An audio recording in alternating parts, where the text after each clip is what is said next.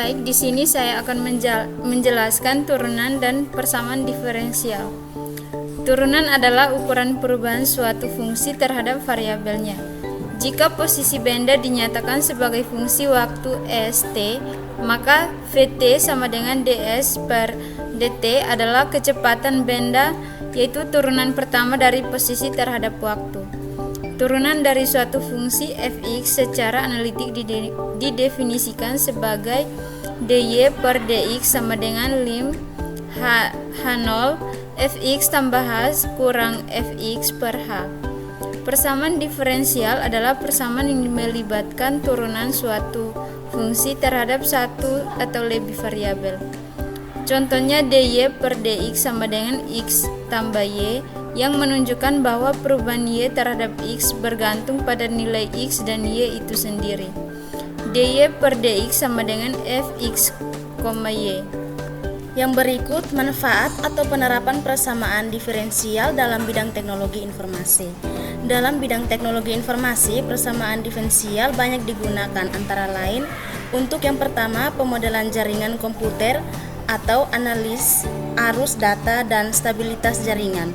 Yang kedua, machine learning dan AI atau gradient descent untuk optimisasi model. Yang ketiga, pengolahan sinyal digital atau filtering dan noise reduction. Yang keempat, simulasi sistem dinamis atau penyebaran virus komputer. Dan yang terakhir, kinematika robotika atau menghitung posisi dan kecepatan lengan robot. Selanjutnya, metode numerik yang dapat digunakan. Karena banyak persamaan diferensial tidak dapat diselesaikan secara analitik, digunakan metode numerik seperti 1. Metode Euler, yaitu metode paling sederhana untuk menyelesaikan ODE secara numerik, menggunakan pendekatan garis lurus pada setiap langkah. 2. Metode Heun, metode Euler yang diperbaiki dengan rata-rata slope awal dan slope prediksi. 3. Metode Rogue-Kota, periode 2, 3, dan 4, yaitu pendekatan bertahap untuk akurasi tinggi. Namun, Rogue-Kota periode 4 paling sering dipakai. 4. Metode Adams-Bedford, yaitu metode multistep memakai nilai sebelumnya, bukan satu titik saja. 5. Metode Taylor, yaitu menggunakan deret Taylor sampai beberapa turunan. 6. Metode beda hingga, finite difference method, yaitu membuat pendekatan turunan dalam bentuk selisih, dipakai untuk PDE, panas, fluida. Metode yang akan dijelaskan, ada dua metode utama yang akan dibahas, yaitu metode Euler dan metode Runge-Kutta Orde 4 atau RK4. Yang pertama ada metode Euler. Metode Euler dipilih karena paling sederhana dan mudah diimplementasikan. Metode ini cocok untuk pemahaman dasar dan pendekatan awal suatu solusi numerik. Rumus yang akan dipakai yaitu yn tambah 1 sama dengan yn tambah h, f atau xn, yn. Yang kedua, metode Runge-Kutta 4. Metode Runge-Kutta 4 dipilih karena memberikan tingkat akurasi tinggi tanpa memerlukan kompleksitas perhitungan yang terlalu besar, sehingga banyak digunakan dalam simulasi sistem nyata. Rumus yang akan dipakai yaitu yn tambah 1 sama dengan yn tambah 1 per 6 atau K1 tambah 2K2 tambah 2K3 tambah K4. K1 sama dengan HF atau XN, YN. K2 sama dengan HF atau XN tambah H per 2 YN tambah K1 per 2. K3 sama dengan HF atau XN tambah H per 2 YN tambah K2 per 2. K4 sama dengan HF atau XN tambah H, YN tambah K3.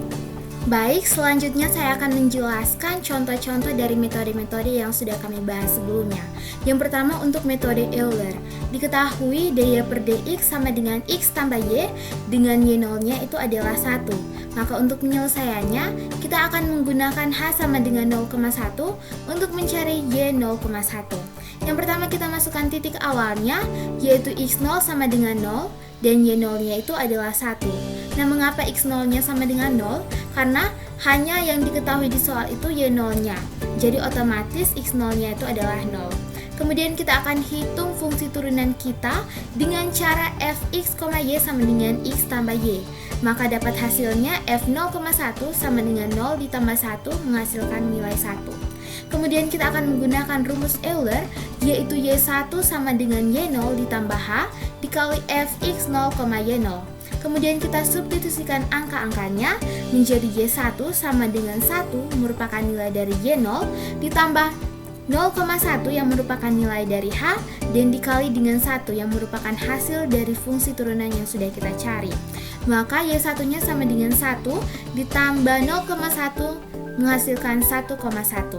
Jadi untuk hasilnya kita dapatkan y0,1 menghasilkan 1,1. Kemudian untuk contoh penerapannya, kita bisa gunakan pada proyeksi pertumbuhan data server. Nah, untuk model sederhananya, DD per DT sama dengan D. Jadi jika data awal 1 terabyte, pertumbuhan 100% per tahun dengan hanya itu sama dengan 1. Maka kita bisa buat D1 sama dengan 1 ditambah 1 dikali 1 menghasilkan 2 terabyte. Jadi untuk prediksi tahun pertama kita dapatkan 2 terabyte. Selanjutnya untuk metode Wunsch Kota 4. Nah, diketahui dy per dx sama dengan x tambah y dengan y0-nya adalah 1 dan h-nya sama dengan 0,1.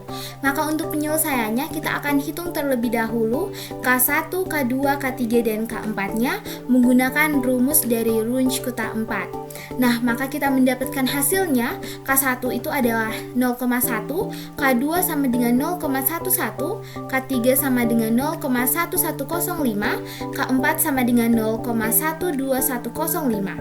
Selanjutnya setelah kita dapatkan nilai-nilai dari K1, K2, K3 dan juga K4, kita akan mencari nilai dari yn-nya menggunakan rumus dari Wunsch Kota 4. Maka y1 sama dengan 1 ditambah 1 per 6 dikali 0,1 ditambah 2 dikali 0,11 ditambah 2 dikali 0,1105 ditambah 0,12105. Maka kita dapatkan hasil dari y1-nya sama dengan 1 ditambah 0,1103. Maka hasilnya adalah 1,1103.